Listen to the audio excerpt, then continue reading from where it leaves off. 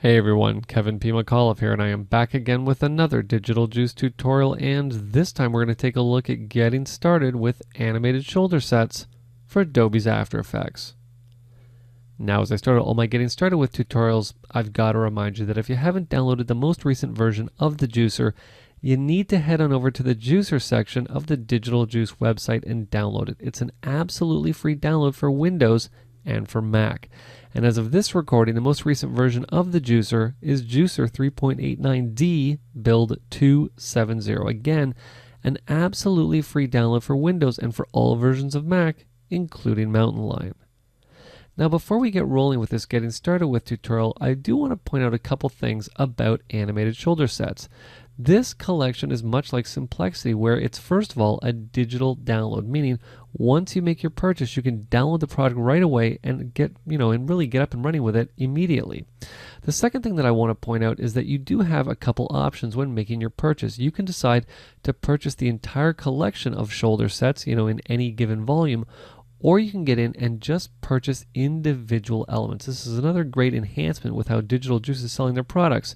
If you don't have the budget for the entire product line, get in there and buy just the elements that you need right away. Okay, so what's going to happen is that once you make your purchase, what you're going to want to do is you're going to want to log into your account on the Digital Juice website. I'm simply going to sign in. And what's going to happen once you sign in is you're going to navigate over to your account. You're going to come all the way over here to the left to the Digital Juice Downloads link. Once you click on the Digital Juice Download links, you're going to see inside of your download section, and you'll see right here, mine's a little bit different only because I'm actually doing this tutorial before this product even launches, so I don't actually have the icons here yet, but once you make your purchase, you'll see the icons here for animated shoulder sets. And all you really need to do is just to come into the Show Available Files for Download. I'm just going to click on that. And you'll see that what I have in here, first of all, is I actually have the 3 parts that make up the entire product line. They don't have it as one big, massive 6 gigabyte download. They've actually broken it up for you into smaller chunks, which I actually think is a good idea. The last thing you want is to be downloading a massive file, and it gets to 98% and then, crashes out on you. It's good to be able to get in and just download each part individually. So we have that option, obviously, for the full set. This is all of the animated shoulder sets. What we also have access to, though, is we have access to each one of the individual elements, which is also very handy to have. And you can see that they range in size, all the way from 203 megabytes all the way up to 1.36 gigabytes, obviously depending on how complex the element happens to be. Now, depending on which purchase you make, so for example, if you purchase the entire collection, you're only going to see these 3 items in the download section. If you purchase one of the items a la carte, you're just going to see just that element here inside of the animated shoulder sets collection when you click on the available files for download. Now, once you've downloaded your file and you're actually ready to get into the Juicer and install it, let's switch over and let's talk about how you're going to get in, install these products, and you're going to get them out of the Juicer to work with inside of Adobe's After Effects. Okay, let's Alt-Tab into the Juicer, obviously Command and Tab for all of my Mac friends out there. Now, first things first, we're obviously going to need to install animated shoulder sets. So what we're going to do is we're going to navigate right over here to the File drop-down. We're not going to come down to Install Products, but we're going to come down to Install Downloaded Content because we obviously downloaded this content from the Digital Juice website. What I'm going to do is I'm simply going to select that, and you'll see now that I'm actually directed to where my Downloads folder is. And you'll see right here I have all 3 parts of the main animated shoulder sets collection. Now, obviously, if you downloaded one of the a la carte elements, you're just going to want to import just that one element. But in this case, what we want to do is we want to start out by importing part 1. What I'm going to do is simply select it. I'm going to say Open. We're going to be brought to the license screen. I obviously encourage you to read the license agreement. And assuming that you do agree with it, simply say I agree. What we're going to do now is simply say Continue. What I would do in this case, just for me, because I don't like to install any of my Digital Juice elements onto my main hard drive because obviously, I'm using a solid state drive, hard drive space is at a minimum.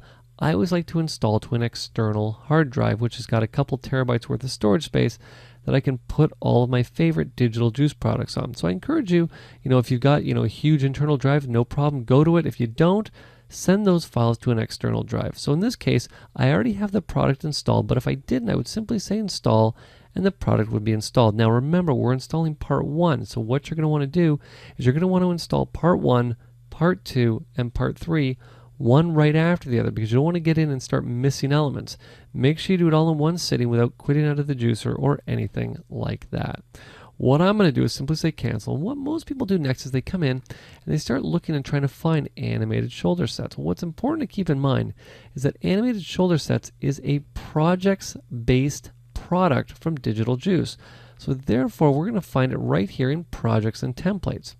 What we're going to do, because we're talking about Adobe's After Effects, is we're going to come down to the After Effects projects section. And once I select it, you're going to see, you're going to think to yourself, wow, look at all these elements that I have, with animated shoulder sets. Well, hold on a second.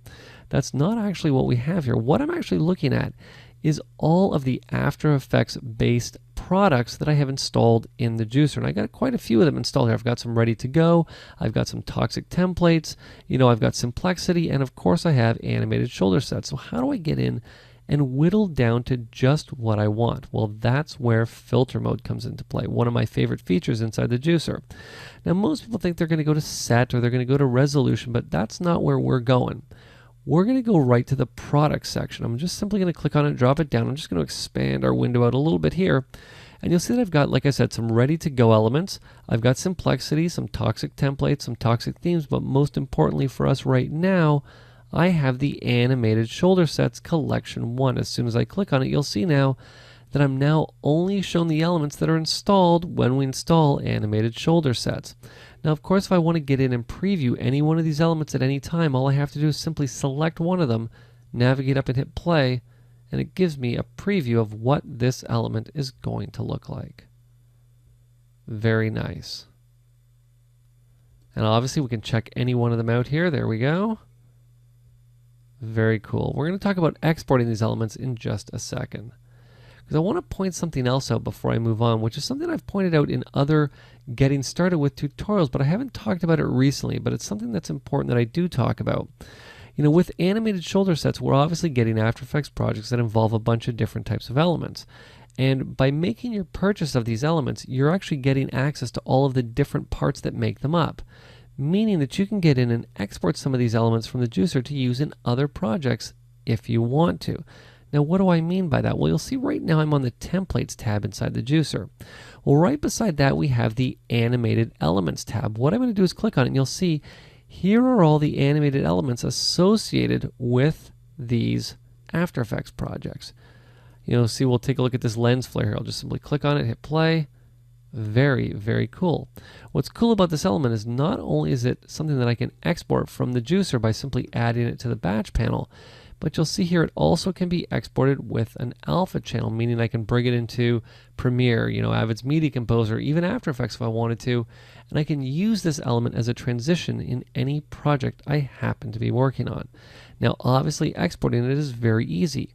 You can do it one of a couple ways. What you can do is simply take the element and drag it and drop it right over here into the batch panel, or what we can do is come down to our little film canister here. I'm going to click on it. We can simply say add to batch, which does the exact same thing.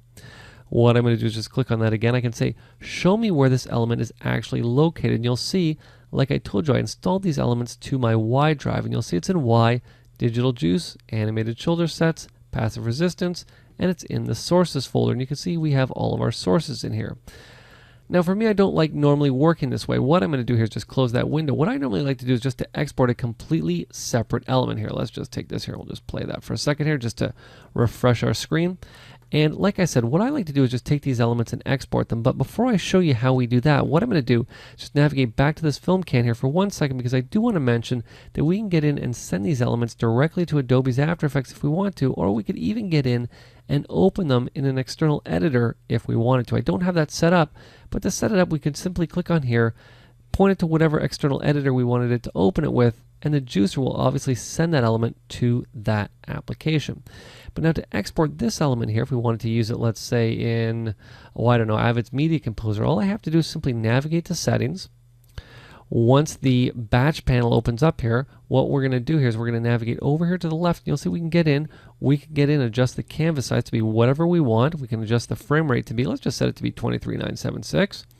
What we can do is change the speed from very slow to normal to fast and very fast. We can get in and make some layer adjustments if we wanted to, adjusting scale, position, rotation. But what's most important here is the last section, the output section. You'll see we can get in and we can render the alpha separately if we wanted to check that. The field order, because we're working in 2398, will of course be progressive. This is a QuickTime movie. Right now the alpha channel is set to straight, but what I would want to do if hypothetically I was exporting this for Media Composer or even for animation, you'll see right now for animation I'm actually already set to export this with an alpha channel because it's set up for millions of colors plus. Now if we wanted to export for Media Composer, no problem. All I have to do is simply select the Avid DNX codec. Now because I'm working in 23976, what I'm going to do is just set this to be RGB. I'll set the alpha to be compressed, and I'm just going to want to make sure that I choose one of my 1080p 23976 codecs. In this case I would choose DNX 175. Simply say OK, and this element is ready to export and be brought into Media Composer or Symphony, or really any other application where the Avid codec is available to work with this fantastic element with an alpha channel. Just, this one little thing is just a huge bonus inside this collection. In most cases you don't have access to these elements in other products, but here inside of animated shoulder sets you have access to them. Very, very cool. What I'm going to do is I'm just going to cancel out of this for 1 second because there's a couple other things I want to show you inside of the juicer before we actually get to exporting. What I want to do is show you about customizing. I'm going to come over here to my Customize drop-down. I'm simply going to select Customize. You'll see we can get in and change the amount of thumbnails that we have across. Right now we've got 4. We could set that to be whatever we want. We could have 1 thumbnail. We could have 8 thumbnails across if we wanted to. But in most cases, 4 is a pretty good number. It keeps the thumbnails pretty big. And remember, we can always click on the elements and hit play to get a real-time preview of what they're going to look like inside of Adobe's After Effects. Now for me, the sort of the main things that you're going to want to worry about inside of the Customize drop down is you're going to want to make sure that display file name is turned on, because if it's not, you'll see the names of the actual elements disappear, and the only way to see them is to actually mouse over top of them, which can be a bit annoying, especially if you have a client sitting next to you in the edit suite. So I always like to leave that turned on. And for me, I also show icons only on mouse over. No. I like to have these icons shown all the time. I don't want to have them just when I bring the mouse over top of them. So what I'm going to do is simply say OK. I'm going to head back to Templates. Now let's talk about exporting these elements to use inside of Adobe's After Effects. Now there are a few ways that we can get these elements out of the juicer to work with them inside of Adobe's After Effects, but basically we start in the same place, which is with our After Effects icon. What I'm going to do is I'm simply going to click on the After Effects icon. You'll see the very first option I have is to simply collect the files. I'm now going to be brought to the Collect Files window, and basically all this is going to do is it's going to take the elements that were installed when we installed the product, and it's going to make a copy of each individual, whichever element I happen to select, and it's going to stick them in a folder wherever I decide to send it to. Now in this case it's going to the desktop, so I'm just going to send it to the desktop. I'll say Collect Now, and we'll just give the juicer a second here. You'll see it's moving all the QuickTime files. There we go. It's actually making a copy of them. It's not moving them. And what I'm going to do is just say, sure, show me the containing folder. And you'll see that what I have now on my desktop is a folder called Corner Office.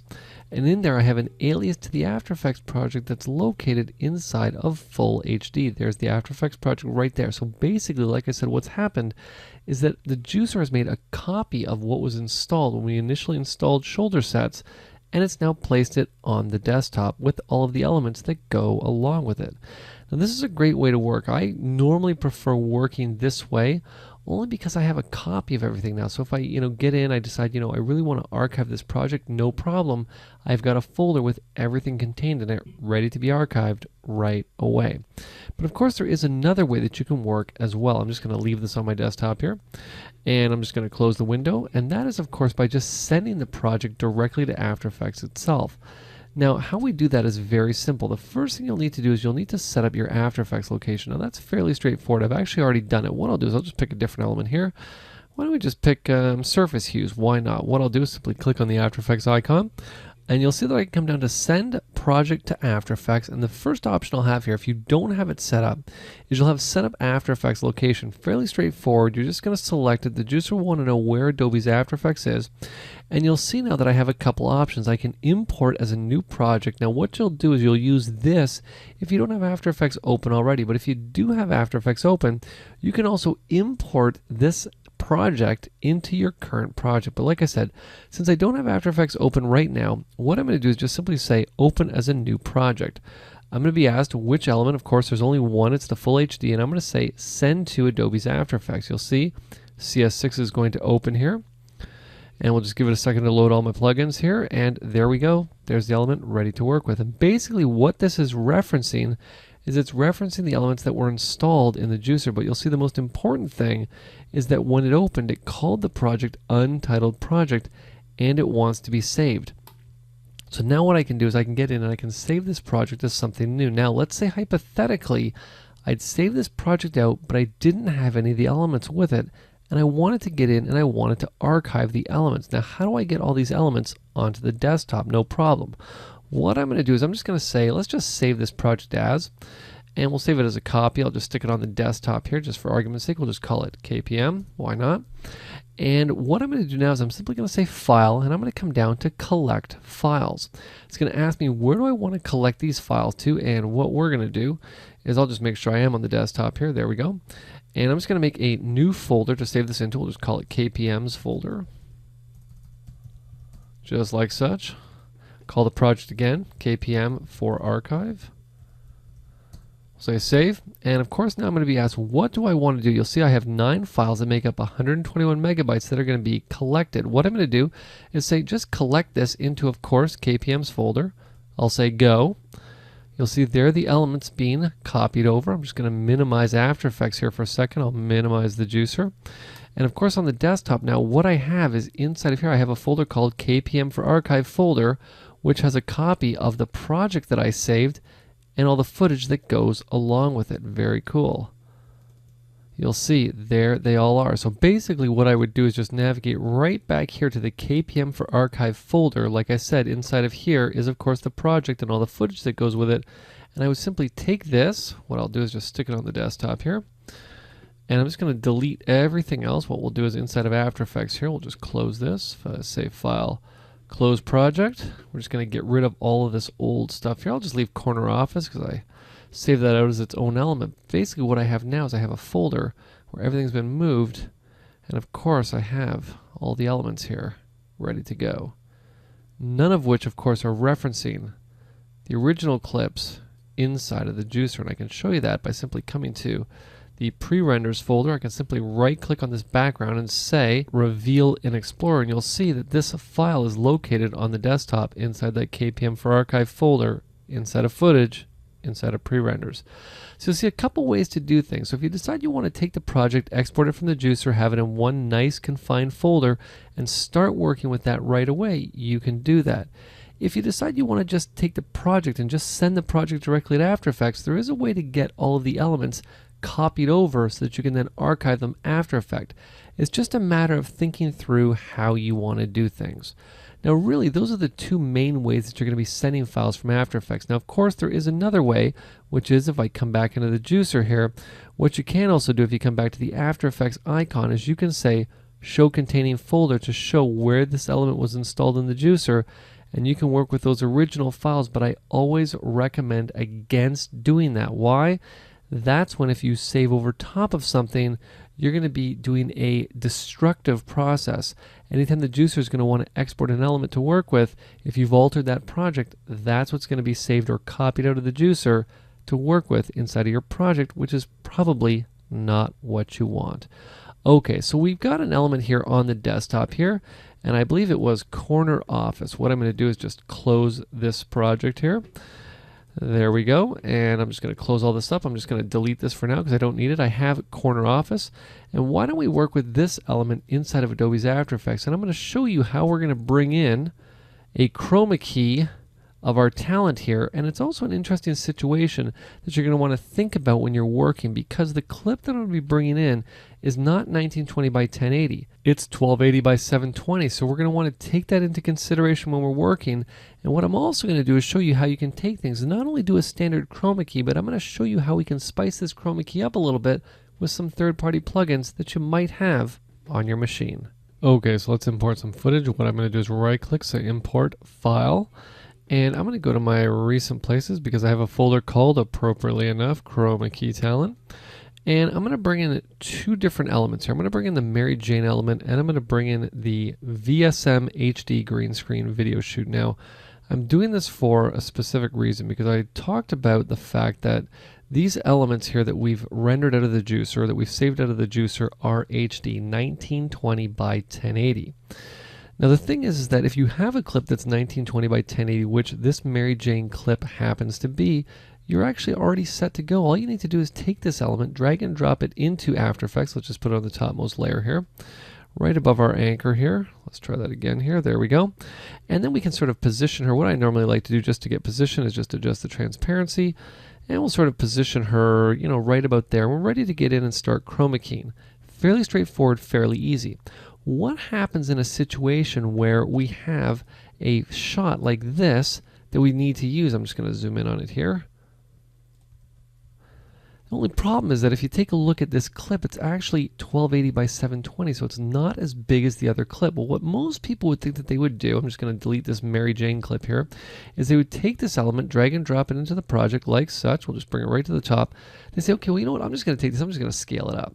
The only problem with doing that is that obviously by scaling up, we're going to lose quality. It's going to be, you know, not as crisp and clean as it would be at 720p, 1280 by 720. So in most cases, because the talent is really the most important thing, and chances are, if you shot this 720p, that's sort of the format you're going to be working with the entire way through the process. We want to keep things like that. So what I'm going to do is I'm just going to undo what I just did by dragging and dropping our talent into our composition. And what I'm going to do is I'm going to take our talent and drag and drop her into her own composition. As soon as I do that, what's going to happen is that a composition is going to be created that is the exact same parameters as the clip that was dropped in. Now, one thing I'm going to do here, and this is something I want to point out, and that is when the team at Digital Juice made this project, they set After Effects up in a certain way to show them the frames. You can see there's frames here, and you can see the frames zinging by as I drag through. But for me, I don't like working like that. I like working with timecode view.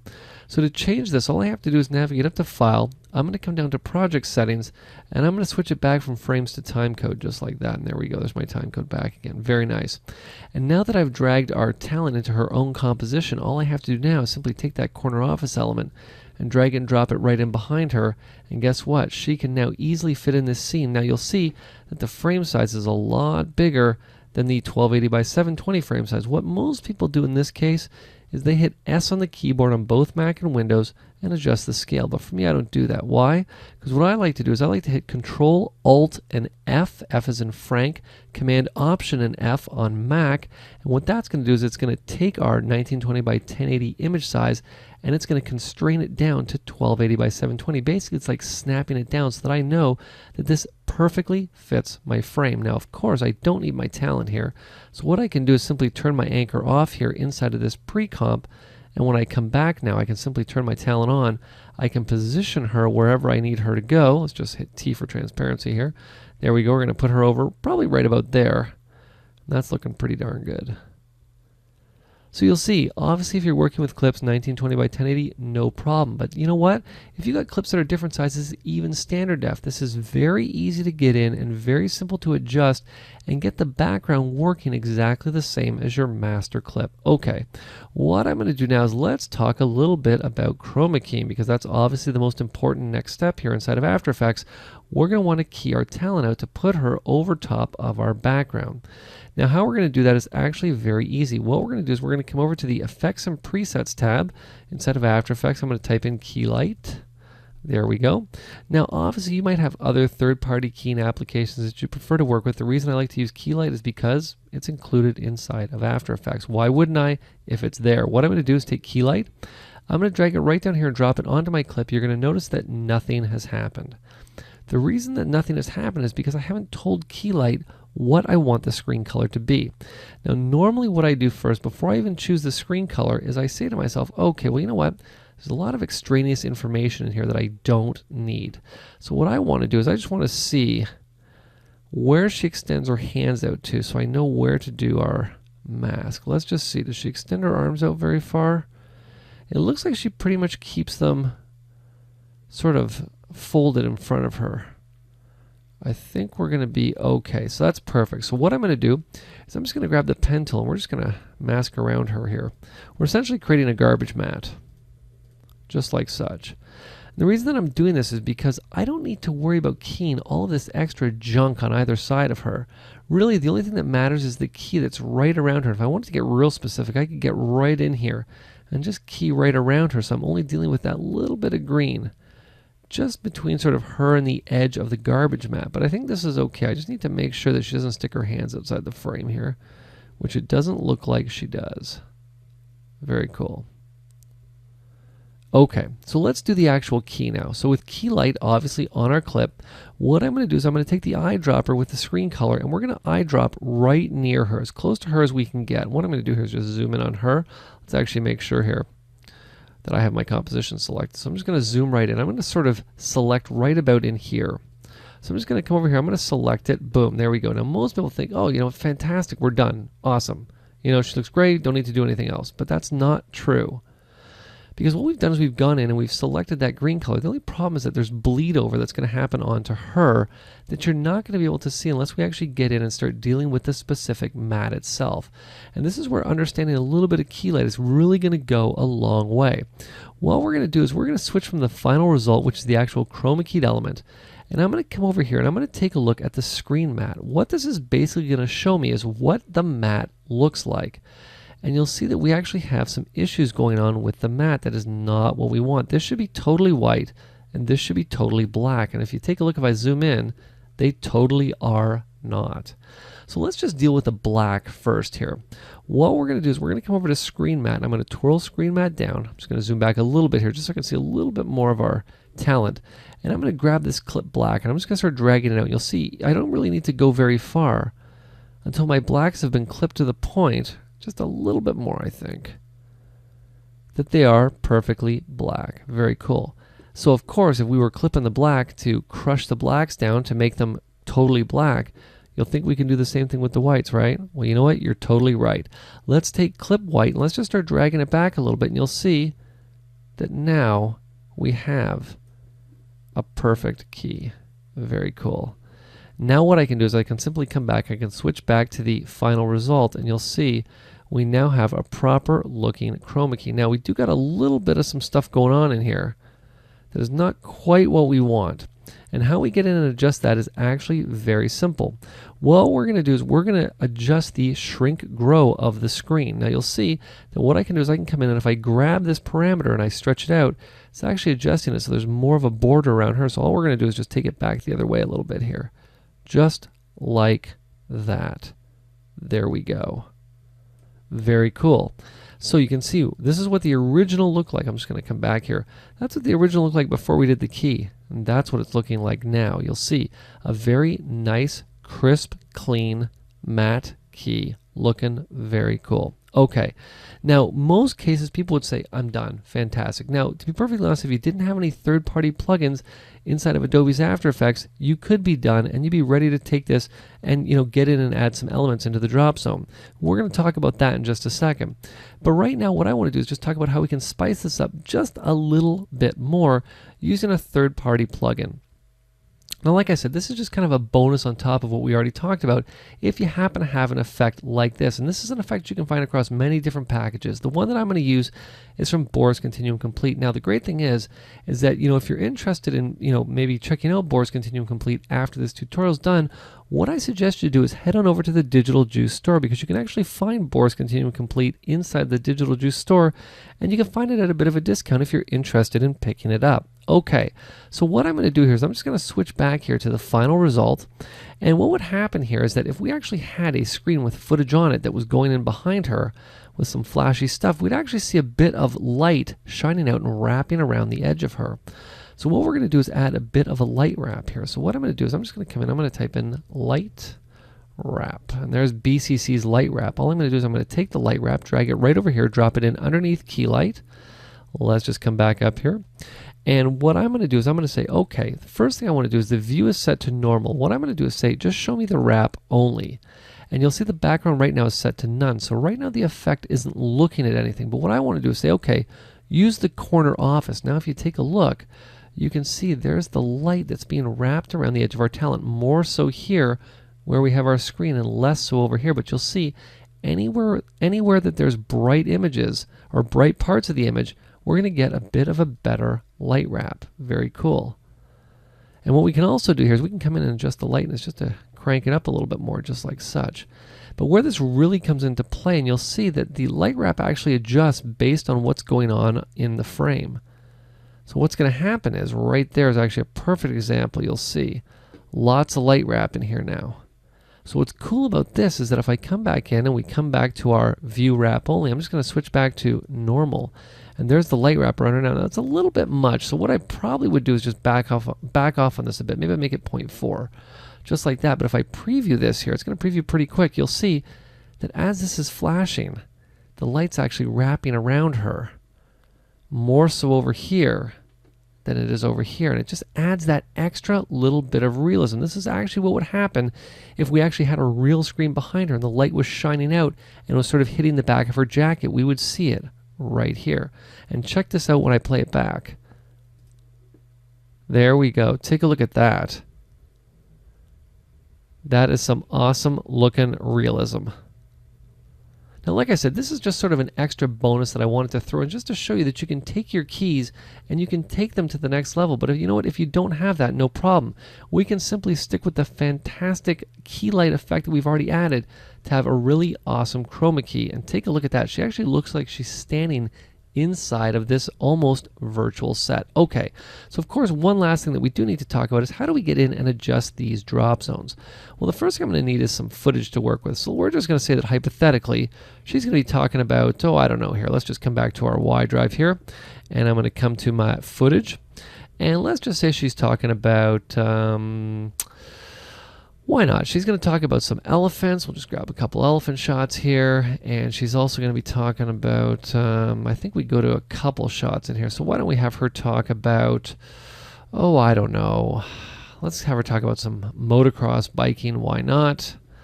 And I'm not sure if we go to a third one, but if we do, then I think I'm going to have her talk about dancing. Why not? We'll take this one dancing shot and we'll say open. There we go. So all we're going to do to get in and adjust this drop zone, very simple. I'm simply going to double click on corner office. We're going to come right over here. You'll see that I have my video zones right there at the bottom. You'll see we have our transitions. Very cool. But how we can actually get in and figure out what we need to adjust is very easy. You'll see that the team at Digital Juice has actually added little markers here to each one of the layers to tell you what you need to do. And you'll see right here we have open the comp to replace the video, which is exactly what we want to do. The team at Digital Juice couldn't have made it any easier for us. So what I'm going to do is I'm going to navigate over here to Video Zone. I'm simply going to double click on it, and you'll see here are the 3 clips with the 2 transitions that we're going to want to get in and replace. Now obviously we're going to replace the drop zones, not the actual transitions themselves. So the first thing we need to do is just to pick a shot that we want to replace. Now I think I'm going to start with the elephant shot first. Why not? What I'm going to do here is I'm just going to pick one of these shots here at random, and I'll just double click here. Sure, why don't we just take this one here? What I'm going to do is I'm going to select the first drop zone. I'm going to hold Alt on Windows, Option on the Mac. Simply take that elephants 1, drag and drop it right down here, and there's the clip ready to go. Now what's important to keep in mind here is that you'll see that the clip extends way down past the end of the actual transition here. So if I wanted to get in and adjust this clip inside of the actual edit itself, all I have to do is simply grab it and drag it like this. You'll see not changing the actual duration of the clip, it's just changing what is actually going to be seen. So if I want to have this elephant, sort of turn and be seen in the shot, very cool, there we go. Then the transition will happen there. What we're going to do is take drop zone number 2, and I think I'll take, I don't know here, let's see, why don't we take some motocross footage here, or some BMXing footage. Again, Alt on Windows, Option on the Mac. We'll take this shot, drag and drop it right in here like such. Now obviously this shot's 720p, so I will need to scale this shot up a little bit.